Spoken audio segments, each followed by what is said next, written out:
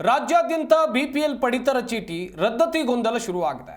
ಈ ನಡುವೆ ನೆಲಮಂಗಲ ತಾಲೂಕಿನಲ್ಲಿ ಸುಮಾರು 4,000ಕ್ಕೂ ಹೆಚ್ಚು ಪಡಿತರ ಚೀಟಿ ರದ್ದಾಗುವ ಆತಂಕ ಮೂಡಿದೆ.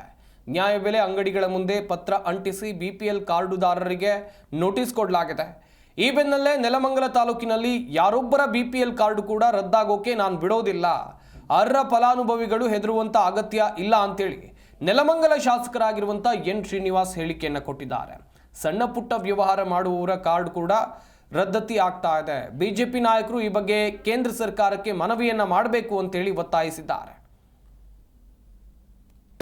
ನೆಲಮಂಗಲ ತಾಲೂಕಿನಲ್ಲೂ ಸಹ 4,000ಕ್ಕೂ ಹೆಚ್ಚು ಕಾರ್ಡುಗಳವರಿಗೆ ನ್ಯಾಯಬೆಲೆ ಬೆಲೆ ಅಂಗಡಿಗಳ ಮುಂದೆ ಚೀಟಿಯನ್ನು ಅಂಟಿಸಿ ನಾವು ಇದನ್ನ ಕ್ಯಾನ್ಸಲ್ ಮಾಡ್ತೀವಿ ಅಂತ ಏನು ಹೇಳಿದ್ದಾರೆ, ಅದು ನಿಯಮಾನುಸಾರ ಕೇಂದ್ರ ಸರ್ಕಾರದ ಒಂದು ನಿರ್ದೇಶನಕ್ಕೆ ಆದೇಶಕ್ಕೆ ಒಂದು ಗೌರವವನ್ನು ಕೊಡಬೇಕು, ಅದನ್ನು ಪಾಲನೆ ಮಾಡಬೇಕು ಅಂತ ಹೇಳಿ ಮಾಡಿರ್ತಕ್ಕಂಥದ್ದು.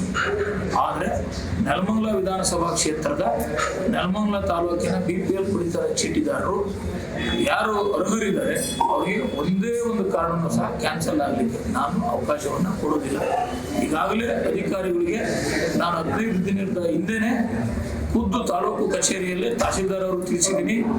ನಮ್ಮ ಫುಡ್ ಶಿರಸ್ತದಾರ್ ಅವರಿಗೆ ಮತ್ತೆ ಫುಡ್ ಡಿಸ್ಟ್ರಿಕ್ಟ್ ಡಿ ಅವ್ರಿಗೂ ಸಹ ನಾನು ತಿಳಿಸಿ ನನ್ನ ವಿಧಾನಸಭಾ ಕ್ಷೇತ್ರದಲ್ಲಿ ನಾನು ಒಂದು ಹೆಜ್ಜೆ ಮುಂದೆ ಹೋಗಿ ಯಾವುದೇ ಕಾರ್ಡನ್ನು ಕ್ಯಾನ್ಸಲ್ ಮಾಡಬೇಕಾದ್ರೂ ಅದರ ಜಿನಿಯಾನಿಟಿ ಚೆಕ್ ಮಾಡಿ ನನಗೆ ಮಾಹಿತಿ ಕೊಟ್ಟು ನೀವು ಕಾರ್ಡನ್ನು ಕ್ಯಾನ್ಸಲ್ ಮಾಡಬೇಕು ಅಂತ ಹೇಳಿದ್ದೀನಿ. ಮತ್ತೆ ನನ್ನ ಕ್ಷೇತ್ರದಲ್ಲಿ ಯಾವುದೇ ಕಾರಣಕ್ಕೂ ಕಾರ್ಡ್ಗಳನ್ನ ಬಿಪಿಎಲ್ ನಿಜವಾದ ಅರ್ಹ ಫಲಾನುಭವಿಗಳ ಕಾರ್ಡನ್ನು ನೀವು ರದ್ದು ಮಾಡಬಾರದು ಅಂತ ಹೇಳಿದ್ದೀನಿ. ಅದಕ್ಕೆ ಅಧಿಕಾರಿಗಳು ಸಹ ಸಕಾರಾತ್ಮಕ ಸ್ಪಂದಿಸಿದ್ದಾರೆ.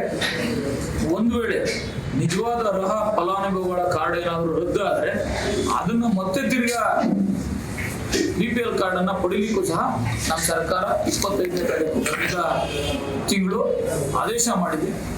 ಯಾರು ಆತಂಕಕ್ಕೆ ಒಳಗಾಗ್ತಕ್ಕಂಥ ಪ್ರಶ್ನೆ ಬೇಡ. ಕೇಂದ್ರ ಸರ್ಕಾರದ ಒಂದು ನಿರ್ದೇಶನ ಮತ್ತು ಆದೇಶದಿಂದ ಈ ಗೊಂದಲ ಉಂಟಾಗಿದೆ. ಈ ಗೊಂದಲದಿಂದ ಯಾರು ಆತಂಕ ಹಾಕೋದು ಬೇಡ.